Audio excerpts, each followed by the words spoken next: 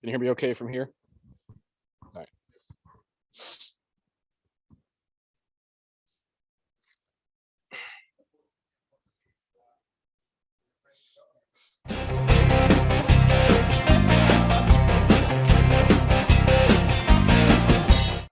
Hey, welcome back again to ATI, the Car Shipping Business Channel. Hopefully you can see me and hear me. I know we're late. I know we're late getting a start. In fact, do me a favor, Ty or Kimberly, will you pull up the show on your phone, see if you can see it and hear it okay? I know we're getting off to a late start. Thank you so much. We're still live at Car Conference. I'm in the booth. And actually, we're going to talk with Joe Bercari of Midwestern Car Carriers. He's here with us. Joe, thank you so much for taking the time. Hey, thanks for inviting me. It's been awesome. Awesome. Well, and Joe, you're going to be on the panel. We're hmm going to be live it's Julius 11. hmm Awesome. Thank you. We're going to be live and you can hear it okay? Okay, cool. Perfect. Thank you. We're going to be live on stage in 3 hours and we're going to have a transportation conversation. And we've also got, I'm going to moderate. We've got Joe Bercari, Midwestern Car Carriers. We got Jose Delgado, Location Services. We have, I made some cards because when I get up there, I'm going to be like a deer in the headlights. John Robertson, Ship Your Car Now, and Dana Rogers, Pre-Owned Auto Logistics. And the purpose is to have a conversation in front of dealers, consigners, auctions, um, about what I think it is. I think it's a conversation about where expectations of transportation meets reality and cost Sure. of transportation. So Yep. if I lead the introduction and then I hand it to you first, here, I'm going to read off the card. Here's what I've got. Let's just do that because we're live and we're getting our feet wet. Managing volume cost tracking, hmm timely delivery from point A to point B. How do you help clients with manage their expectations versus the reality and the cost? There's two questions in there. Service and volume is kind of one side of the equation. The other side of the equation is cost. And there's no perfect load. There's no perfect set of dispatches. There's always going to be challenges related to how do you service the client in the most timely but also most efficient manner. I mean, with an unlimited budget, I can ship every car in 12 hours or less, but that's with an unlimited budget. And so the cost effective part of the equation has to enter into it somewhere along the lines. And and I think that's where the various things that we talk about a lot on the Auto Transport Intel channel come into play. We talk a lot about building relationships. It's not just with the clients, meaning the dealerships and the manufacturers, but also the people that do the work. These people who haul the cars, they've got their own set of priorities. 100 different dispatches and 100 different personalities can show up in the course of a day. And so, having some sort of knowledge of how to deal with those kinds of ups and downs in the business, in addition to, all those outside factors you can't possibly control, weather, the frequency of unloading at a railhead or releases at a plant site, or a ship comes in at a port site and dumps 4,000 cars on the ground. And, the manufacturer's expectation is that those things are going to be gone pronto. So, Right. you run That's into right. the, In their mind, as soon as something happens, it's on to the next thing. That's right. Well, there's a clock ticking on every car. The melting block of ice that you like to say, I'll steal that from you. Again with the bell. That's cute. Uh, so the thing of it is that someone's paying for that asset in transit. Whether it's a financial institution or the manufacturer or whoever it is. So that asset is costing someone money for every day that it dwells not on a dealership's floor. And when it gets to the dealership floor, they're paying the dwell on that asset, and so they're motivated to try and sell it. That's how inventory turns, and especially in the OEM and new car side. So, what I think what I think I'm kind of getting at is, how do you find that middle path where you're gaining, the best possible efficiency, the best possible cost effective service, and truly providing the best service. Service matters in our business.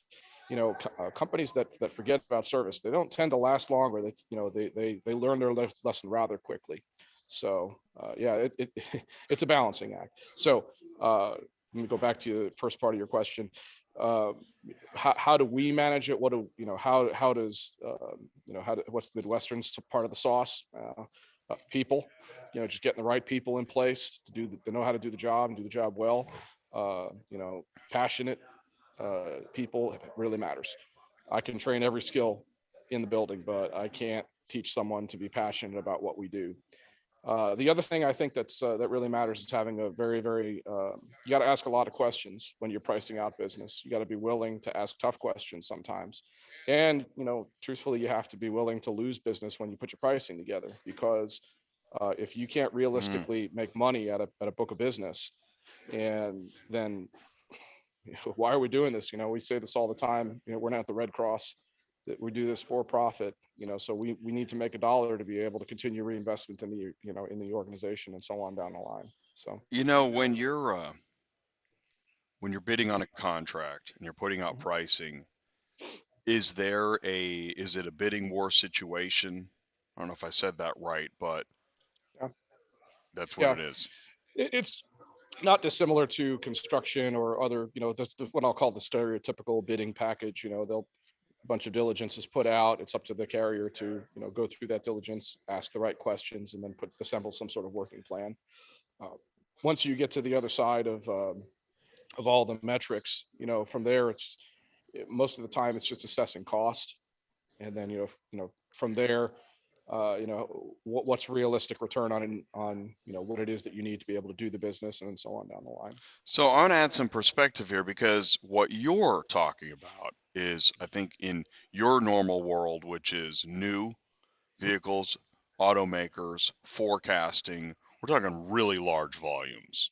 Sure. So if somebody listening is thinking, what volume is Joe at here? This is the big Yeah. arena. Well, so it's kind of a couple things. That discipline is not really that much different when you're on a single load at a time basis. Ty likes to say, find a lane and dominate it. Well, to do that, you have to understand your cost. You have to understand what you're going to charge, what it costs you to perform, the work in question. We had a whole podcast or a broadcast about this at one point in time. What's your break even? How do I get there from here? Mm, And I think that whether it's 8 cars on Tuesday or 15,000 cars for a 6-month contract, the discipline ends up essentially the same. The diesel doesn't change because you're hauling 1 truckload versus 200 truckloads. The cost of tires doesn't change. You know, so the discipline is still the same. It's just to what scale are you working with? Does that make sense? that's actually a really good point, which is why don't scale until you are Confident. right and you know that you've got, I don't know, is there a way to know when you're ready to scale? You know, um, I had a conversation about risk with someone not that long ago. Uh, it's a really interesting question that you ask, and I'll tell you, in my uh, experience, the entrepreneurs who are successful at taking risks, they don't have a formula that they follow. They just know Right. it's time. It's time, or you take a look at the landscape around you and you say, yeah, I think we could pull this off. And that doesn't mean that you don't have some pucker moments between, before you get there, because you do. But I can tell you, I mean, Midwestern, as an example, very recently picked up substantial amounts of business in the Kansas City market. And, if you were to take a look at what those volumes and expectations were, absolutely dead cold, then you'd say there ain't no way we're going to pull this off. Boy, that's a heck of a mountain to climb. But we kind of had some serious discussions, and once again, relationships, how important that is to the equation. You talk to our partners, talk to our suppliers, talk to the customers. Hey, this is what we think is reasonable to get from A to B to C.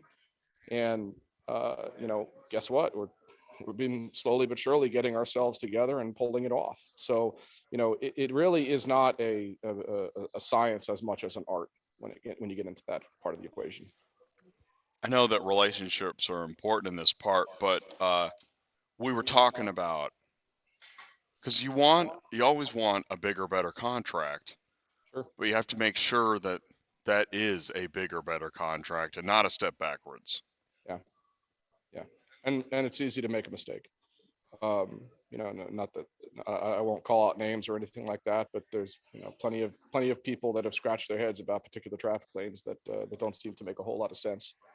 So yeah, it's real easy to make a mistake. What are the top reasons mistakes are made?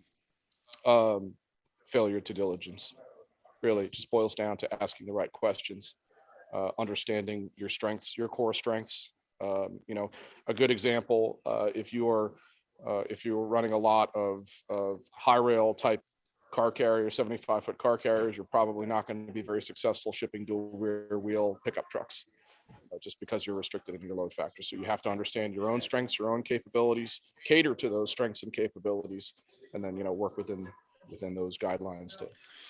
I think that, so when I think of growth, I'm thinking of, like, again, so I started as a dispatcher, and some of the guys I was working with, owner operator, one truck, one trailer, couple clients, and then would a somehow get a client to move a lot more vehicles. So now they suddenly need to find folks, friends. Who do you first tap into when you're looking for, listen, I got a contract. I need you to help me out to move more vehicles for me and my company. Where do you go for what happens at this? Because right now, there's got to be somebody watching either live or on demand is thinking, that's where I'm at. I just got a contract to move 3 times the vehicles I move right now. What's the best way to go about this? Uh, I'll tell you, my experience has been word of mouth is the best way to find whatever it is you're looking for. Whether you're looking for extra carriers to be able to assist your fleet that you're planning on brokering to or subbing to, or if you're looking for adding new people to the equation, new talent to the equation, word of mouth is always going to be the best resource to try and find new talent. Um, Personal referrals mean so much, and that professional network that you have becomes a really powerful thing in your arsenal, because it multiplies. What's that old phrase? Word of mouth is the fastest marketing, whatever I mean, that's true. And you get into you can try all the job boards, and all of them have advantages, and many of them do serve a great purpose, and will help. But the single largest source of success that I have found has been just the right people referring the right people. That's interesting because, again, that goes right back into relationships. But in talking with some of the groups that are going through changes, like a Carvana, building their carrier network comes up as one of the top priorities. Now they have. I don't think that. I think what I just said is a hodgepodge of things that I've seen and heard. But the point is that I know several organizations that are still focused on growing their carrier network. Yep. And yeah, so how do they do that? It's one by one, Pick up a phone, baby. right? Dial and smile. You go meet people, go make that networking opportunity. I This is a kind of funny side story, but I just happened to be in my office last week. I was having a discussion with somebody, with dispatcher, and happened to look out my window, and there's a 4-car carrier unloading a vehicle for a place up the block that receives pickups. So I grabbed a couple business cards and walked out and made a friend, you know, and that it's as simple as that. Just take those opportunities. Don't be shy. Uh, you know, go. And I mean, what I learned about that person was the traffic lanes that he likes to run, and the way that he likes to run his dispatch, and the frequency that he's coming past any of my locations, and how can we make each other some money? So And that's interesting. It's like Ty in the transport parking lot because, yeah. and so this is so neat. Right before we got here, we got to see Ty live in person in the transport parking lot. We were Mhm. there, and a guy was just loading. We watched him load It looked like a VW bug that didn't start, maybe didn't have brakes. We weren't sure. He loaded it in the belly. Ty's like thinking, oh, I got to go talk to this guy. So we go talk to the guy. And once again, in that moment of talking to him, I mean, we really wanted to know more about him. Give us a card. Where's, where do you run? It's just like you say, but yet you don't see, there's no like application counter in the transport parking lot. The guy's right there working, but there isn't like anybody there like tapping into it every day. Is there? Well, depends how aggressive you want to get. I mean, there are some companies that send people to truck stops, to try and find talent. Uh, just aggressive. Like I said, it depends on how aggressive you Oh, want to get. yes, right. Truck stop. That's a good point. Right? Okay, right, because that's one way to do it, as we know, right? That's a way to, okay, so what are the ways to meet carriers? This is actually a really good, Yeah, no, yeah. it's again, it's just go out and make a friend, man. Just Truck it's shows, truck sure. stops, Mhm. transport parking lots. Uh, Online, there's a lot of communities on social media Right, that the you can Facebook make groups, right? connections. Yeah, Absolutely. right. I mean, you can get into the job boards and all those kinds of things too. But And then you face the problem on the Facebook group. How do they know you're legit? yeah, no, Right? that's a risk. That's a risk no matter what. Mhm. That's a risk no matter what. See, because anybody can walk up with a business card and say, "Hey, I'm with multi-million-dollar Berkshire Hathaway funded company, blah blah blah." It can all be BS, who knows? But you got to take some of that on trust. But yeah, but This no, and that this is where if you can approach someone individually, you have an opportunity to yeah, have a private conversation off the record where if you're on a megaphone on Facebook, you're more likely to not get that genuine face-to-face moment. yep. Well, that there's something about that personal touch that does matter. That's recruiting right now in our business is, and all trucking really. Recruiting right now is kind of on fire because you can't. It used to be that you were turning applicants away, but now it's kind of gone the other direction. So now, what a lot of applicants are looking for is what's that personal touch? Does this company meet the same values that I have? Does this company have the do all the things that I want it to do? Does it get me home in time? Does it, can I work my schedule? Can I see my kids' football games? Those kinds of stuff. So, having that personal touch of someone who's a sort of a subject matter expert on a company available to be able to sit down and talk to an applicant and say, here's how we can fit you. Maybe how can you fit us? That's a very, very powerful thing right now. So Which gets now into, well, I don't know how you get back into the application counter well, type argument. It's just well, there isn't one. well, there isn't one, right? Well, I think that's the answer. There isn't one, but on the driver shortage, driver recruiting, how was there ever a time where everybody had enough drivers? um 2020. Well, but we've heard driver shortage forever. I can't remember a time I didn't hear driver shortage. Yeah. Well, I can't. This is one of those conversations that you're going to go down a rabbit hole and whatever. But so let's just say it this Yeah, way. yeah. For those of us, I'm not old enough to remember what deregulation did and didn't do in our business, but Which is there are the 80s. Is that right? started at Jimmy Carter. Oh, in the 70s? Yeah. Okay. Okay. So kind of an interesting irony that that would be very counterintuitive to today's politics, and this is not a political statement at all, but deregulation started with Tip O'Neill and Jimmy Carter. The Democrats started the whole Well, nobody's gonna ever own up to process. that.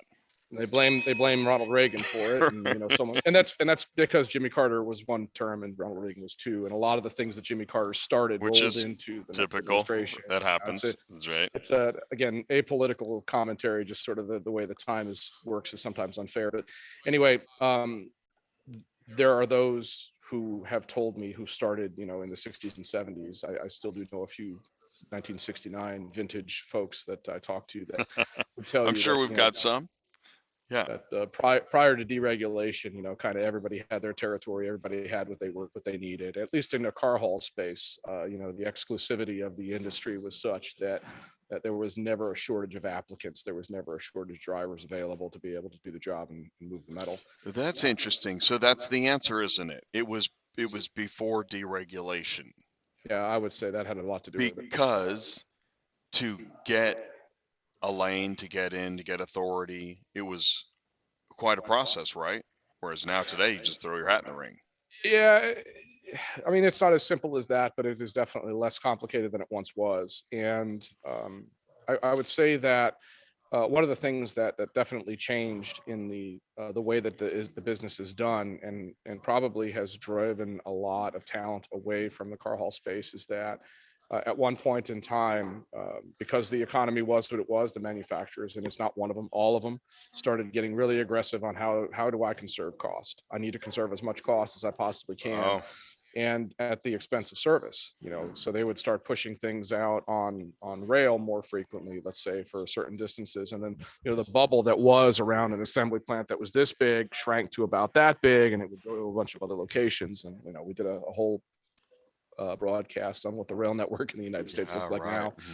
Mm-hmm. And so those changes had a really substantial effect, because once upon a time, you would have drivers that were delivering, you know average length of haul is 600, 700, 800 miles, 900 miles, whatever it was. Well, in certain spaces, that's a thing of the past. They just don't go that far anymore, because those lanes are more cost effective serviced on rail, or the priorities of that particular customer manufacturer are better suited to one versus the other. So what has happened is a lot of people that were kind of didn't want to run shorter trips, wanted to run 1,000-mile runs and things like that. When car haul no longer could support that, they got left car haul and they started going into other businesses that did support 1,000-mile lifestyle. So there was definitely a change in the way that the business was run, the way the business was done, that facilitated people leaving the business. Another thing that's interesting too is that, I mean, manufacturing, if you look at the way our auto manufacturing domestic sales have been today versus 25, 30 years ago, I mean, manufacturing today is multiple times the degree of manufacturing that we were dealing with in the 60s, 70s, and 80s, when so Mm. it's not just that we've driven, or no pun intended, so lost talent to industries outside of car haul. Manufacturing has also increased year over year over year. So the expectation for capacity has become, greater and greater and greater. So, it's a good problem to have in our industry, because at some point those prices will self-regulate, and, that we'll see people coming back into the car haul space. We hope, fingers crossed. Let's hope that's true. As the pricing in car haul starts to get back to the same level and degree of exclusivity that it once was. Talk to some of the folks that have been doing this for 25 and 30 years. They'll all speak fondly of, oh, I remember the time when we were making Well, $24 a mile to go from here to that here. is basically what I read on Facebook Yeah, is, do you remember when? That's what I see that so yeah. much. There's a great phrase I used to say all the time. I'm a big fan of history. Will Rogers once said, "In times like these, it's helpful to remember that there've always been times like these." And so the person in the present is always going to have some kind of gripe to say, "Oh my gosh, the rates have been driven into the ground, and this current generation is worthless, and the country's going to hell in a handbasket." And okay, they've been saying that since Julius Caesar crossed the Rubicon. It's funny you say that, which is why I get so tired of that topic. I think is that Yeah. it's been the end of the world since the beginning of the world, Yeah, don't learn from history. Don't be a slave to it, is what I say to people a lot about that kind of thing. But which is its own interesting pun. uh-huh. Okay, then. One of the things you made me think of. Okay, so we're at a show, and that's one of the interesting things too. All the shows are a little different. This show, dealers, consigners, auctions, is obviously different than an automotive logistics show, Yeah, which is about OEMs and like parts suppliers, expedited shipping. yep, just in time, right? Right. I don't think there's an expedited shipping company here. Um, and so so there's all these different verticals, markets. But in the grand scheme, in the macro, as we talk about, like, okay, so there are only so many automakers, or Customers. give or take it too. Well, Yeah. okay, so yeah, there you go. So that's what I'm trying to wrap my arms around. Is like I was talking to a consigner here. She's in lending. She was talking recovery, repo, auto remarketing. How do you put your arms around the automotive industry as it relates to a vertical like transportation? Do you look at the number of automakers and the number of dealerships and the number of auctions and the number? I think this is where, because I love to look at how just expansive it all is. This is Yeah. Well, um, for starters, there's no expert. You know, everything that I've known and accumulated over the last, however many years I've been doing this, is still this much of the broader industry. You know what I mean? And maybe that. You are so articulate. you're, I mean, you're you very know a kind. lot. Yeah, you're very kind. But the thing of it is that, I mean, you drop me into the materials and sourcing space, which is obviously a huge part of the transportation industry for, raw materials going into assembly plants and things like that. I'm a lost puppy. I couldn't tell you the first thing about how to ship 2,000 gallons of paint, parts and delivery, things like that, pre-delivery and that sort of stuff. I Tier couldn't one, tell you tier two. any, you know, Yeah. right over my head. So, I think the first thing I would say is that nobody knows everything. You don't know what you don't know, and you know, I, to answer your question, if once you understand that first thing, that you don't know what you don't know, learn everything you can, read everything you can, and try and find the way that blends into the core business that you're running. And so, and again, that's a discipline that works whether you're shipping 100,000 cars a year or, 8 units a week. You find out what the news is doing, you find out what the trends are. How does that relate to your business, and how can you use that to enhance your revenues, your profit potential, your earning power, your reputation, within the industry? Because you will have a reputation if you spend any length of time in this industry, good or bad. So, to me, that's the short answer to your question. Read everything, Yeah. learn everything that you possibly can, even from sources that you never would think would make any sense. I read stuff about uh, airplanes and aeronautics and stuff like that. Personally, I find that stuff sort of fascinating. But when you see what's happening with material supply for aircraft parts, guess what's not too far behind? Mechanical parts made for airplanes. Mechanical parts made for automobiles is not that far behind all of that stuff. So when you're dealing with semiconductor shortages and the federal government can't get semiconductors for their $140 million airplane, what do you think is going to happen to the $55,000 pickup truck? Pickup trucks are no longer Uh, and $55,000, but anyway. this one, and so to participate in the tangent, this is why I say, if you don't think about the environment at all, Yeah. that's an option, but there is an environment. Well, you find yourself reacting a lot more, and some people can do that well. I can't. I try and get ahead of things. I need to be ahead of things, or else I make mistakes. Well, and I mean, with the way the news cycle is so fast now, you can actually watch TV, local, national news, and if you watch it in the morning versus the evening, it's already different news. Yeah. That is pretty wild. But But what's different about that, though? This is once upon a time, though, and I'm going down a okay, rabbit hole. good. I love it. Yeah. But you used to wake up and have a 400-page piece of newspaper.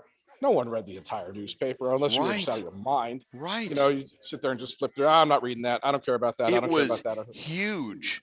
Yeah. The paper was huge. Yeah. I mean, you go through. It's not that It much had different today. sections. Yeah. Today you just decide I'm not watching CNN, or whatever it is. Pick your source. Well, you pull up, if you're like me, you pull up an article and you read the first three lines. You're like, yeah, I got it. Hmm. Right. Um, but I want to say, as we were talking before, I forget, is like with EV and batteries, I never really thought about precious metals as they relate to automotive. Right. And it's a really big deal, especially given the conflict in Ukraine. And Afghanistan was a big source of a lot of the components that go into lithium ion and that. So yeah, geopolitics and our world is so to speak getting smaller, and that stuff now has a material impact. I mean, I had a conversation with somebody that Thank before you, the honey. recent invasion said something to the effect of, I don't know why we were going so crazy about Ukraine. How is that going to affect us here in the United States? 4 weeks later, couple of gas purchases. How's that working out for you, buddy? You still want to stick by Well, that statement? right, and we were talking about this yesterday. It's kind of like when we first heard of COVID. Well, all right, that could be a rough weekend. Yeah, it's just not so much, huh? Yeah, well, that weekend turned into a couple years, and I think actually with what we learned about the length of the unknown COVID, it makes the Ukraine picture look even. Yeah, And that's actually it's good if we're able to forecast how bad this could be for all of us. If this isn't just, and which actually harkens to uh, pre-World War II. Because I was working with my eldest son on history. Pre-World War II, prior to the Truman Doctrine, the status was let's just stay out of their wars. yep. We're not there. And with World War II, that all changed.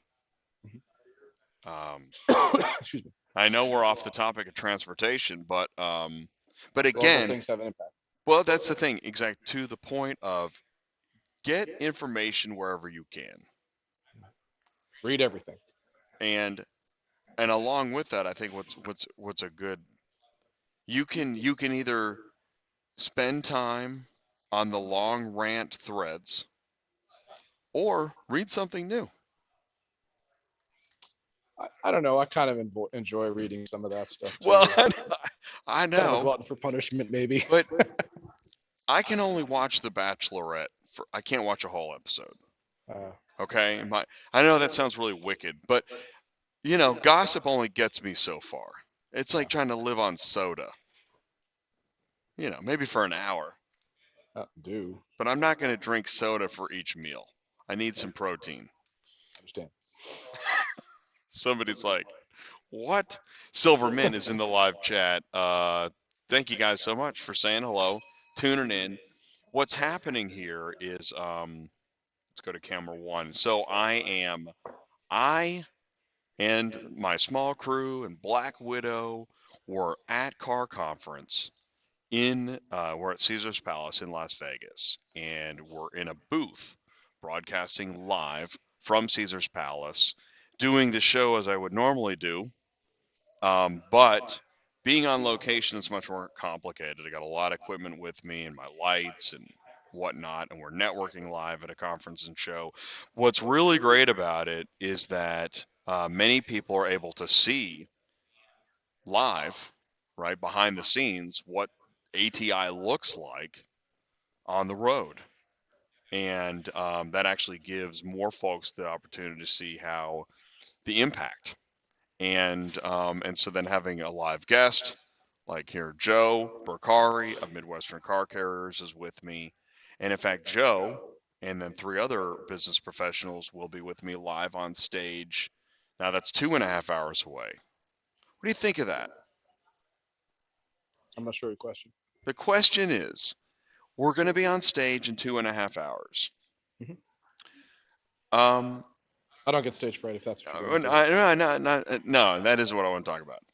I could talk to a tree if you let me. Well, that's actually, see, because you are in new, you work mostly in new, Yeah. but your level of knowledge, input, and ability to, consider all the elements, that's why I think you're so vital for this panel today.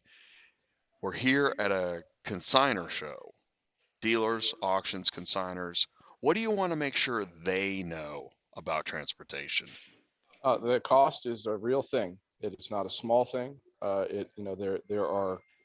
are decisions that are made that are based on efficiency and cost.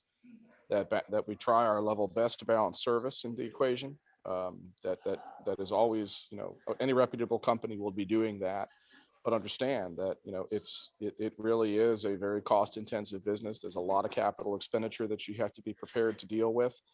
And it's a skilled trade above, and that ranks in its own right, as with the dignity of any other. The thing that people tell me all the time, I've said this on your broadcast more than once. When I tell people what I do, the first thing that they usually say is, "Wow, I had no idea it was that involved. I had no idea so much went into it." Well, that's how this business is. So that's Because what I would say. good, because, and that's where I talk about expectations, because I think in fairness to a dealer, a consigner, an auction, they're just thinking about how transportation equates into a small section of the ultimate transaction, and Mhm. that it shouldn't be that big of a deal, Yeah. right? Yeah. Just move it. Except for it is. You're dealing with uh, just the classic three. Cost of payroll, cost of overhead, cost of insurance. Those tend to be your three largest costs. The cost of the equipment obviously is a huge and obvious one, but you know, whenever you have Lionel on, I always enjoy listening to the things that he has to say, because the complexity of the insurance market is like a puzzle.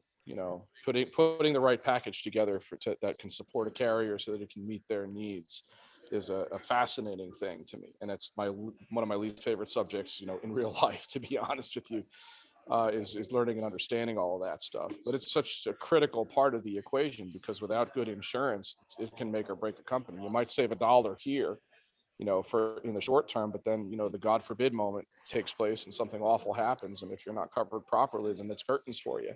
And then there goes your life's work, potentially, tremendous amounts of savings, depending on how you insulated yourself. I mean, that's one component of many, but it's a huge deal in the way that the cost structures actually work in our business. One of the things I said before, read everything. Right now, what's the hot topic? Fuel. The cost of fuel is off the charts. The cost of diesel has gone crazy. Well, you know, you're not going to change what you're paying at the pump in 2 hours, but you can try and forecast what you'll be paying at the pump in a week, 2 weeks, 5 weeks, a month, a year. You know, so what do you do with that? Well, you have to make some tactical decisions. Do you talk to your current customers and say, "Hey guys, I need some help here"? Do you look to fill in other miles to try and create an efficiency at the cost of some service? Yes, but create that efficiency so that way you don't have to go to your customers and smack them with a price increase, which could potentially cost you business. Or do you look for new clients and say, "Oh, this contract is going to be expiring. I think it's time that I move on because this lane ain't working for us." And those are just some of the things that you have to start thinking about. That's why I say read everything, get ahead of that kind of stuff so you can think strategically about, how your business is going to run. If you spend a lot of your time on your heels and reacting, and again, some people are very good at that. I'm not.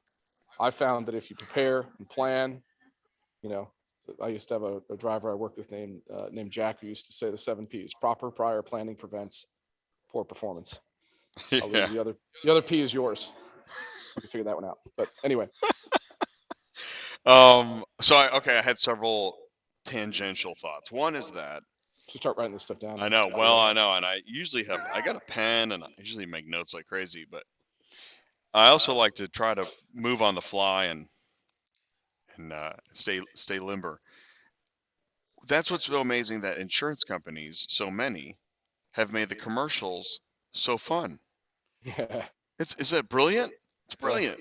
yeah. The gecko. I like the Well, gecko. and then you got mayhem, and then you got Yeah, the bird running around, and then the yeah. Liberty Bibberty, and I mean it's brilliant, brilliant. Um, and Well, are they trying to cast themselves as something that's, not a big evil company it and does maybe raise just the question, yeah, a friend next door? yeah, yes. I don't want to put my tinfoil hat on right now, but And could we all be. need insurance, but it is interesting, yeah. Yeah. I mean, it's just good marketing and whatnot, but it is. It's interesting. You'll see it on the slides. I left insurance off the slide. Jay, how could you leave insurance off the slide of cost? Um, Okay, Toyota Project ETA. I've asked everybody. This has kind of been my question, my go-to. Do you know what that is? I think so. Have you heard? I mean, you've heard of it? I think so. Okay. We don't have a direct contract with Toyota at this time. I did work with Toyota in the past. There was some pilot programs that I think are what you're talking about All right, that I cool. did So, build with. all right, yeah. So I'll just continue. Is that prior to NADA, in news sources like Automotive News, Toyota Project ETA was a headline and a story about how Toyota is ramping up a solution in transportation, either like no other or another great version, I'm not even sure, but that it would solve the dude, where's my car problem. I, I read the article and I'm not trying to have fun, but I am asking the question. I read the article, and there was to be an announcement and an ADA, and there's no articles to be found as follow up to that announcement. So, did they find out that it's not so simple? Are they still working on it? Because ultimately it begs, I mean, this is the problem. Dude, where's my car? Is just, it's never that easy. There's, and they even likened it to the pizza tracker because we always see this. And I love that idea. I just know how complicated a pizza tracker would be at the business level you're at. Do you Well, offer a pizza tracker? no, and that's not really that's a choice that's made for us by our customers. Okay. Um, but you can't see. This is the problem.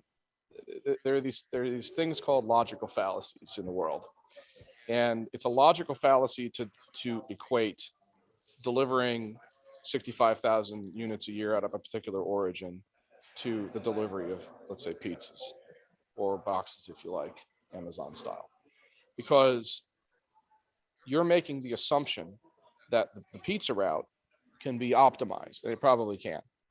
Given the thresholds of time and scale, you probably can do optimization things. But at the end of the day, the person delivering those pizzas has 20 in the back of the vehicle, whatever it is, and they're going to one house, dropping one, maybe two off, sometimes three.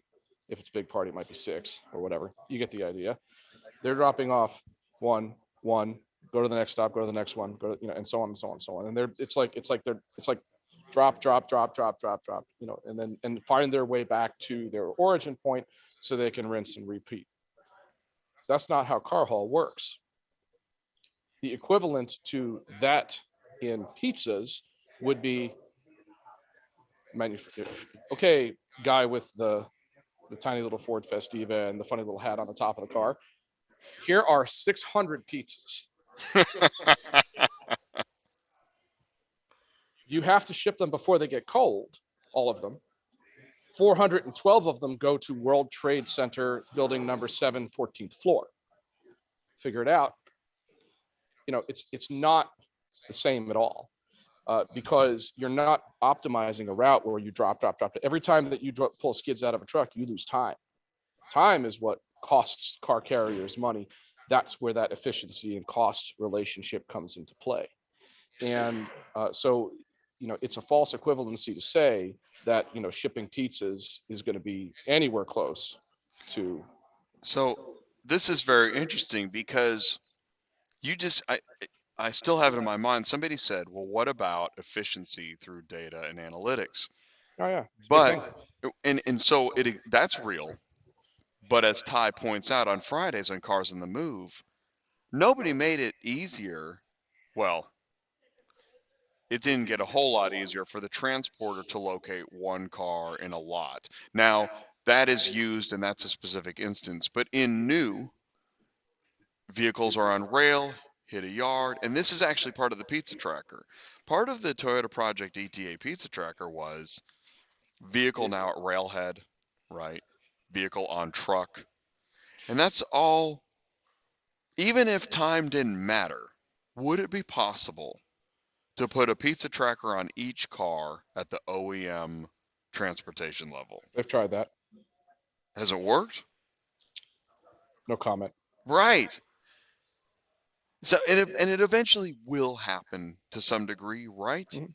No, it's so yes, things like this exist. There are companies and cottage industries that do this kind of thing. You know, I'm a big metrics person. I believe in big data. I like looking at data. It teaches you things. But the thing about data in our business is that unless you have a trained eye and understand the core mechanics of the business, looking at the data is just charts and graphs. You have to understand how the relationships of the data fold into your overall operations. And by the way, that's something that, for example, Toyota is exceptionally good at, is including a lot of different stakeholders into those types of discussions and asking all the right questions and trying to find, collaborative solutions that are driven by data. Well, we can do this and it can move the needle. The problem that you encounter or you tend to encounter in these types of things, whether it doesn't matter who your manufacturer is that, you eventually run into this reasonable credit gap. Is it reasonable to think that if we demand X, Y will happen? Well, it's funny you say it because I think that's part of the problem is that if you show them, okay, if an OEM gets to the point where they've got a pizza tracker for every vehicle, because I think this gets into the build to order, Mhm. and now because they want to be able to tell the customer, if you build to order, we'll be able to tell you where it is along its journey. Yep. It's part of the promise of the transaction, probably. Yep. Speculating live. Yep. Okay, so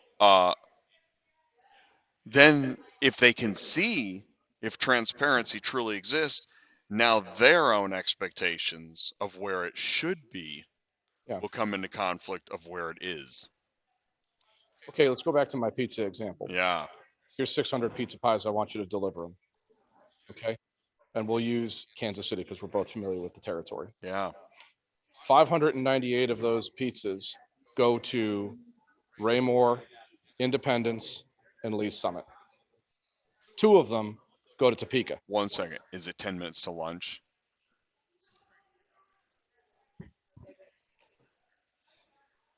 Oh, lunch? Okay, thanks. Okay, sorry. So, what do you do with those 2 pizzas? Do you ship one car the wrong direction, one car that can hold 20 pizzas the wrong direction with the 2 going to Topeka Oh, when you have 598 going to Independence, Raymore, Lee's and Summit? now those two. Become your problem Oh, and this happens. every day. Right. So in order for that concept to work, what would have to happen on the manufacturing side, this is where I talk about the reasonable expectation, the reasonable claim. In order for that to work, manufacturing would have to make a conscious decision to say, I'm going to build to geographies and territories to be able to support the most efficient possible distribution. But here's the problem. Manufacturing doesn't do that. Manufacturing builds based upon the efficiency of parts availability, and the fastest and least expensive way to assemble. How it comes out in terms of destination is absolutely irrelevant to the manufacturing process. Okay, so then will getting back to, because I believe shipper education is a major function of anybody interfacing the client, customer, Yeah. consigner, shipper, buyer, is that okay, we're going to give you a pizza tracker, but that doesn't mean you'll like what you see. Well, you either have to find. We're gonna beat this example into the ground, but you're I either going like to be this example. you're either going to be paying 18 extra pizzas worth of cost on the 2 you're delivering to Topeka and subsidizing it with the 598 going to the other side of town, or you're going to make a substantial change to the way that you manage your manufacturing operation, and then you start getting into what is the tail wagging the dog type thing. And so what happens in our business a lot, and this is, by the way, this is not just manufacturing, this is as a whole, is that you sit there and you say, well, what is the reasonable expectation? There will be a failure rate. That failure rate cannot be nothing because there's always going to be 2 pizzas going to Topeka. So how do you know what? We're How gonna do we make a go movie called Two Pizzas Going to Topeka. two pizzas in Topeka? Yeah, it's going to happen. Yeah. Pizzas and beer. That's what we'll start shipping, pizzas and beer. So new revenue stream. Love it. I'll talk to my ownership. We'll get an investment Great. package portfolio. Berkshire Hathaway will be on board. Done. So anyway, no, you know, that's what they have. That's the decision making process is, you know, how do I deal with the 2 out of 500 that are going to this? You know, what is that 2% failure rate? Does that move the needle? Is that something that I want to shift my entire manufacturing alignment for? You know, because if it costs $6,000 more per copy of an automobile to change your manufacturing so that those 2 don't get stranded, it's not a cost effective decision. It doesn't make the problem go away. It's just not a cost effective decision. We're gonna break for lunch here in a few, but boy, it sure is a strange problem. Oh, I want to say this. Okay, here's one of the things I was thinking. In general products and shipping, Amazon clearly has made changes, advances. Can that be done with auto transport? Carvana has upped its game in car hauling. Are they on their way to figuring out an Amazon style? Well, volume and scale is what this is a teaser question. I can tell because this is a discussion that could go. You know, volume and scale is what factors into that equation. Okay, I mean, you're dealing with Carvana have how many destinations? How they're in how many cities? You know, whatever the number is. Yeah. That is this much of the percentage of the auto dealerships that network that has been constructed for Ford, Stellantis, General Motors, Toyota, Honda. You know, so when you're constrained to two dealerships, here's a great example. One of our favorite used resellers in the United States, publicly traded company that we are all very familiar with, has 2 stores in Kansas City. Do you know how many Ford dealers there are in KC Metro? Dozens. So you're comparing, you're not apples to oranges, you're apples to chickens. I mean, it's not even the same Interesting. thing. That's interesting. So to answer your question, why, you know, can you get into that type of thing? Well, yes, if you can keep your destination pool very, very constrained, yeah, you probably can get to some degree of, you know, higher efficiency and that kind of stuff. But that's not the reality for the rest of the business. And the number of of used pre-owned, you know, remarketing, you know, all the number of those destination dealers is a exponential number on top of the OEM you know, stores, because most of the OEM stores have secondary and remarketing businesses as part of their portfolio. And then there is this pool of independents, which is an awesomely huge number. So, you know, you're trying to solve a problem that is by its very, very nature, I don't want to say unsolvable. Nothing's unsolvable with time and money, but who's going to put forth that time and money? So. Wow. Wow. Well, they just dashed my hopes. Well, that's why it costs. This is where it goes, circles all the way back around here. That's why it costs what it does to be able to do this job. It's a bigger problem than people think it is. That's why. And that's it. That's ultimately my goal.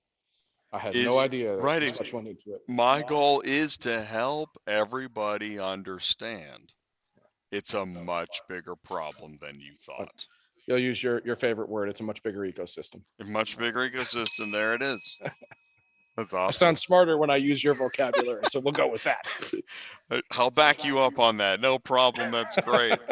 In the live chat, Silverman, it would be beneficial to pay JD to take the 2 pizzas to Topeka. That's JD Eufaula. This is one of Ty's alter egos that just, you know, just send it, just get her done. Chris Chamberlain has been in the live chat. Nice, Joe. 6 P's. Proper planning prevents poor performance. Pretty poor. That's it. Pretty poor. Pretty poor performance. And earlier Ty had said hashtag scale this. So thank you guys for saying hello. scale. Scale this. Thanks, Ty. We have been spending time with Joe Bercari at Midwestern Car Carriers, and we really do appreciate it. Thank you, Joe. That was awesome. Glad to be here. All right, Thank you. cool. So next I'll see you on stage, Joe. Joe will be on stage with me in a couple hours. We'll be live. We're live at Car Conference. We're here at Caesar's Palace. This is pretty much going to wrap up our live streaming from the booth because we're going to go to lunch, and then I'm going to get ready and talk to tech and get ready, make sure we're all set to go. So thank you guys so much for tuning in, saying hello. Let us know how we can help you. It's ATI. It's the Cars Should Be Business channel. I'm Jay, 4 times a week, and I don't think those are cars on the move tomorrow. We're traveling. We're busy. I think we're almost out of gas. So we'll be back on Tuesday night with ACV. We've got another ACV. We have an ACV carrier app launch party. We had the carrier app conversation, but they're now moving into launch party. So that's Tuesday night. So please do join us for that. Please do say hello in the live chat. Thank you, Dennis, for saying. Dennis says, good show. Thank you so much, Dennis. And for you guys, for feedback, how's the show going? It's going well. Lots of people are interested in what's happening here. What are you guys doing? Oh, we understand. That makes sense. And you're here and it's growing. Let's talk. Let's set up a meeting. So ATI is still growing. And so thank you for being a part of it. Let us know how we can help you, as I always say. Autotransportintel@gmail.com. Send me an email. And other than that, I'm signing off station identification. And I want to thank Ty and Kimberly and the Black Widow gang. Black Widow Imaging, high resolution 4K images for dealers, auctions, carriers, fleets, port, insurance, and a whole lot more. Get your live demo. Go to blackwidowimaging.com. And shout out to the Ship Your Car Now guys. They're across the lane, and they also helped with the logistics of coordinating shipping production gear out to Caesar's Palace. Wasn't the easiest thing to figure out. So between backpacks, tripod bags, carrying a TV down through the Caesar's Palace event floor, lots going on. So thanks everybody so much, and thank you Car Conference, IARA, and AAA, and everybody that helped us get here. Really do appreciate it. All right, I'm signing off. It's hard for me, because I love the spotlight, but I got to get used to, because the next stage is another level. We're going into Julius 11 boardroom.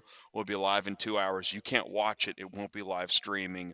We'll talk about it later. We'll let you know what happened. That's the best we can do for right now. Plus, we got some other photos and whatnot. So thanks, everybody.